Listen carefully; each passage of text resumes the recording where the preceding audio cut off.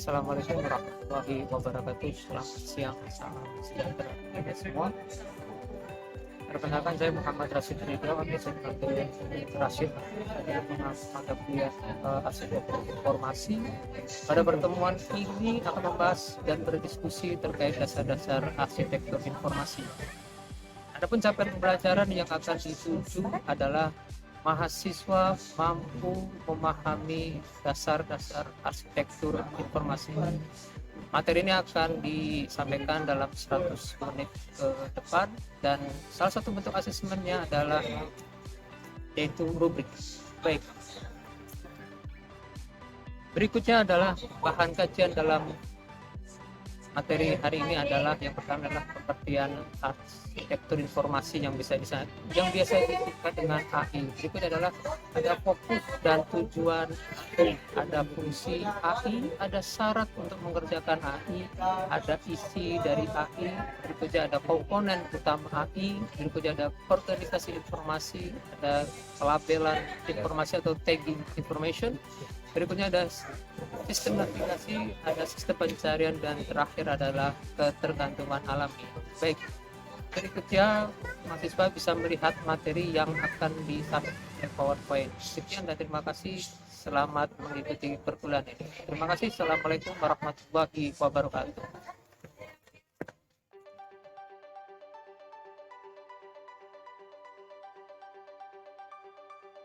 Pengertian arsitektur informasi adalah seni dan sains pengorganisasian dan pelabelan data dan diterapkan untuk mengembangkan usabilitas dan estetika struktural pada 1. Situs web, 2. Internet, 3. Komunitas online, 4. Perangkat lunak, 5. Buku, dan 6. Yaitu media informasi lainnya.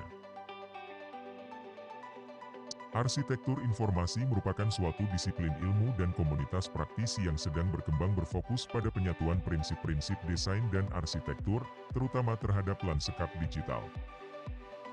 Arsitektur informasi mencakup model atau konsep informasi yang digunakan dan diaplikasikan terhadap aktivitas yang memerlukan rincian yang sangat jelas dari sistem informasi yang kompleks, termasuk pengembangan sistem perpustakaan dan database. Istilah arsitektur informasi diperkenalkan pertama sekali oleh Richard Saul Wurman pada tahun 1975. Arsitektur informasi berkaitan dengan proses pengorganisasian informasi. Arsitektur informasi penting untuk memungkinkan pengguna mencari informasi yang dibutuhkannya. Pengguna mengetahui lokasi terkini dalam suatu lautan informasi. Organisator informasi bisa dengan mudah memelihara suatu koleksi informasi yang banyak. Pertanyaan arsitektur informasi. 1. Apa tujuan dibuatnya koleksi informasi? Apa kebutuhan penggunanya, melakukan pencarian terarah atau melihat-lihat secara kasual? 2. Apa kebutuhan pemilik koleksi informasi? 3. Konten apa yang akan dimuat dalam koleksi, dan fungsi apa yang akan disediakan untuk menggunakannya? 4. Bagaimana koleksi informasi tersebut diorganisasikan, dinavigasi, dilabel, dan ditemu balik? 5. Bagaimana situs tersebut berubah dari waktu ke waktu? Arsitektur informasi fokus pada 1. Pengorganisasian, 2. Penstrukturan, dan 3. Pelabelan konten.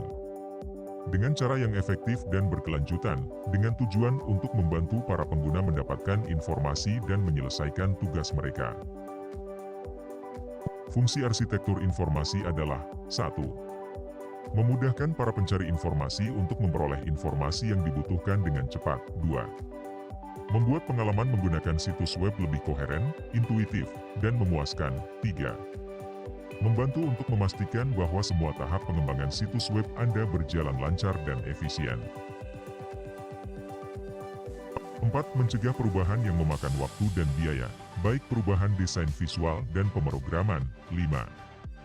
Membantu dengan mengidentifikasi fitur yang diperlukan, jumlah dan lokasi tautan, link, navigasi dan penempatan konten pada awal proses.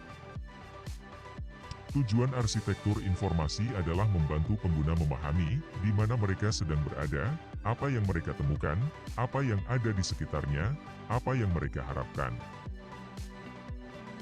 Syarat untuk mengerjakan arsitektur informasi, memahami bagaimana berbagai item, potongan, memiliki kesesuaian secara bersama untuk menciptakan gambaran lebih luas, bagaimana item-item berkaitan satu sama lain di dalam sistem tersebut. Isi arsitektur informasi, strategi konten, desain antarmuka pengguna, user interface, desain interaksi dengan proses wireframing dan prototyping. Komponen utama arsitektur informasi, 1. Skema dan struktur organisasi bagaimana mengkategorikan dan menstrukturisasi informasi, 2. Sistem pelabelan bagaimana menyajikan informasi, 3. Sistem navigasi bagaimana pengguna melihat-lihat, browsing, dan berpindah di sepanjang informasi, 4. Sistem pencarian bagaimana pengguna mencari informasi. Organisasi informasi membahas cara mengelompokkan informasi, disebut juga taksonomi dan hierarki. Sistem organisasi membicarakan dua hal tentang organisasi informasi, 1. Skema, 2. Struktur. Skema membahas bagaimana informasi disampaikan. Terdapat beberapa jenis skema organisasi informasi yang sering dipakai, seperti 1. Alfabetis, 2. Kronologis, 3. Geografis, 4. Berdasarkan topik, 5. Berdasarkan tugas, tes, 6.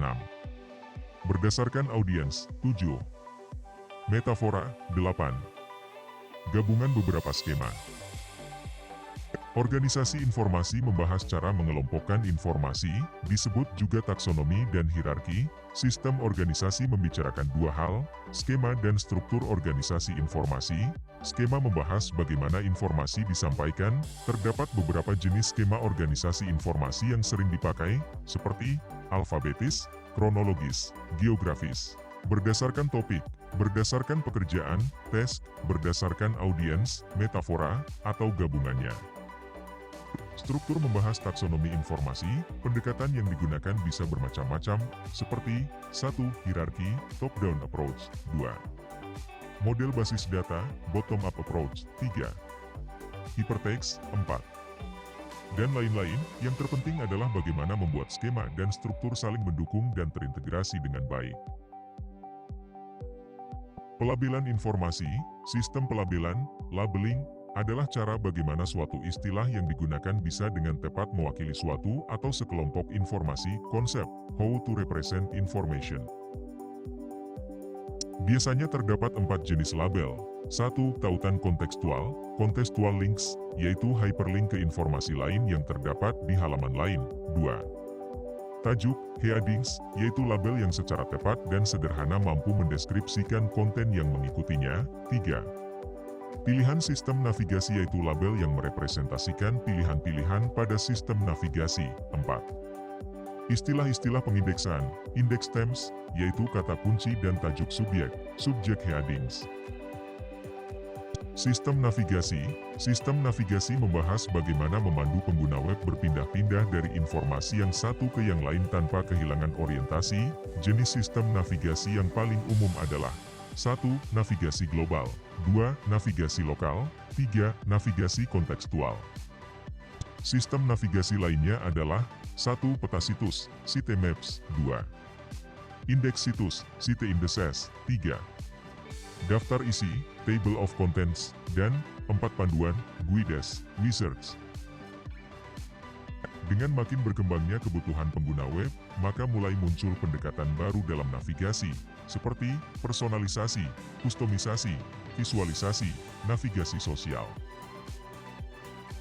Sistem pencarian membahas pencarian melalui mesin pencari, termasuk antarmuka pencarian, query language, algoritma temu kembali, retrieval algorithms, zona pencarian, bagaimana mendesain antarmuka, interface, penelusuran. Sistem pencarian juga membicarakan masalah-masalah dalam temu kembali informasi, information retrieval, seperti 1.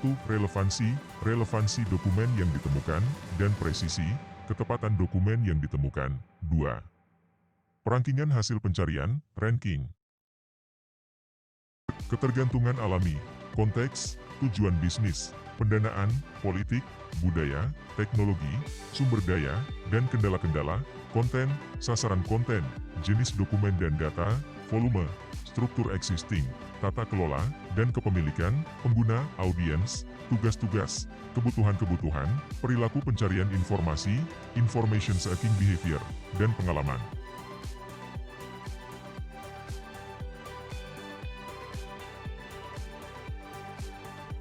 Rujukan 1.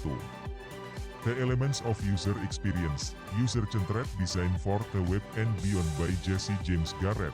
2. Information Architecture for the World Wide Web, Designing Large-Scale Web Sites by Peter Morville and Louis Rosenfeld.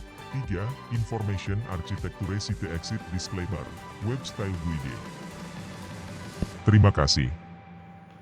Baik, demikianlah pemaparan video pembelajaran saya. Harapannya adalah Anda bisa memahami materi pada pertemuan pertama ini. Dan pada pertemuan berikutnya adalah materi mengenai usability web. Ya, bahan kajiannya saya sedikit beri bocorannya. Bahan kajiannya adalah dari pengertian usability web sampai dengan alasan mengapa pengunjung itu kembali gitu. Baik, demikian video dari saya. Sekian dan terima kasih. Assalamualaikum warahmatullahi wabarakatuh.